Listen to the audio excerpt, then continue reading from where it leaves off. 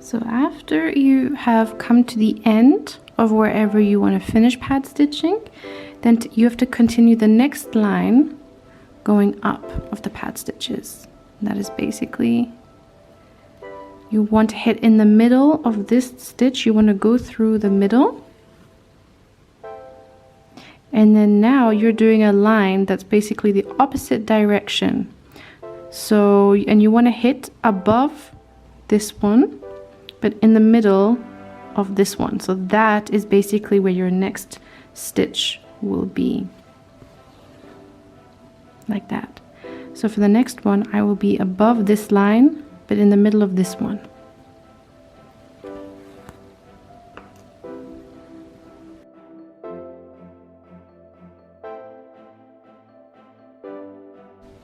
So once again, we have reached the other end, which is the top again.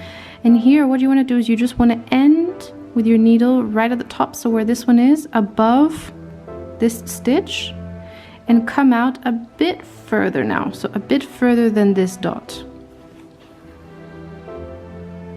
Now you want to come and do the same thing back down again. So you're going to be you have to look at this dot here, make sure you go all the way down, but in the middle of this line. And make sure that when you come out on the stitches all the way down, that they are parallel, that they're under each other. Because when you do one line well, then all the next lines will be done well. So it makes sense like that. You cannot do any wonky stitches and expect the next ones to be perfect. You have to be very consistent with this stitch. And that's what makes it looks beautiful in the end.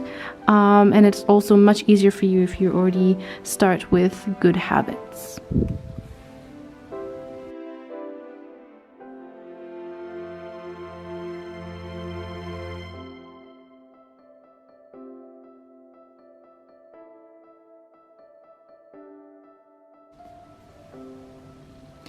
Now you've come to the end of your thread. And what you do to change the thread is basically to lock this thread in. What you do is on the same spot that you came out of here, you go through and back up and back in again. So that's how you're basically locking in the fabric. And at the back, you can just snip it off here.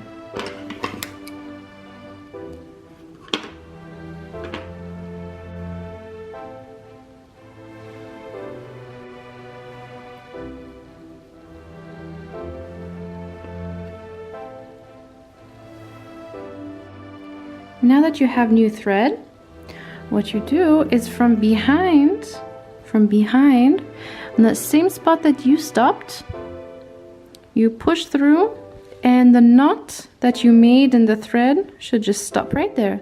So you basically just continue from where you stopped. Easy like that.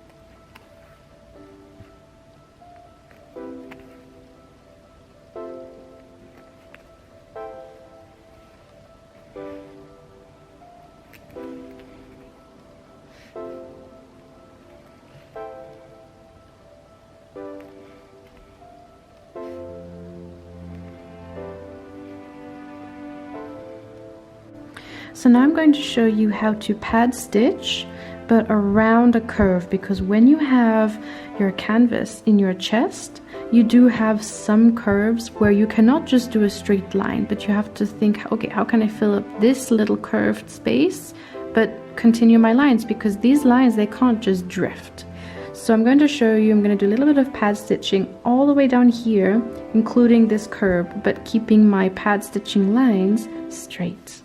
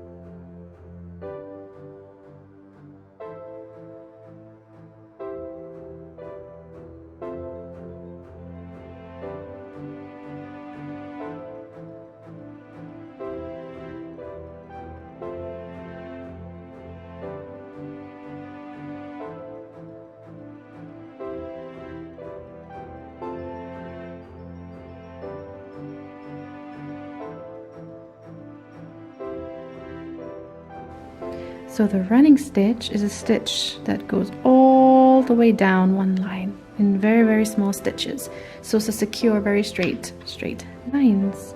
So when you start, of course, just put a knot in your thread. What I like to do is I do a couple at a time and push through with my thimble. I put a line on the fabric for demonstrative purposes, but once you get the hang of it, you eventually don't need that, unless you already have a chalked in line on your fabric, from your pattern. If you want to put some seams together, you can use this running stitch for that.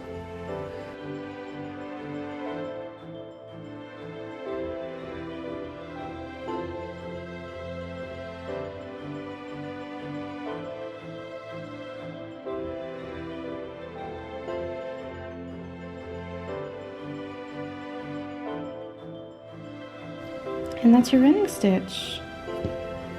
Front, the back, of course with practice it's gonna be great, but this is just a very basic one. It's not my best one ever, of course not, but that's the running stitch. So your next stitch is basically a stitch like a hand-stitched overlock for your fabric. So basically what I did when I started is I just made a knot with my thread and I poked it through, and then I just continued. So for this stitch, as you can see, it's locked at the ends and it's just felled right here. So what I did is I poked it through, and when I poke through, I take this and I just like go through the loop, and when you go through, it kind of just locks like that. So once again, I went through. What you can do if you like as well is you can take the thread like that and flip it over the needle and then pull like that. So I am not doing it as straight as I hoped for, but once you get the hang of it, then you figure out what distances you like and also what's the best size of this stitch as well. If you want it more visible, if you want it less visible, that's totally up to you. It also depends on what fabric you're using. When using a thicker fabric, it disappears very easily, the stitch, so it disappears into the fabric. Like let's say you have a heavy wool, when you do this stitch, it hides in the wool, so you don't see it as much. If you have a thinner fabric like I'm using right now, it's a calico, you see the stitch very, very obviously. If you use this or cotton or a light wool, you will see the stitch. And this is what the stitch should look like in the end, on both sides the same.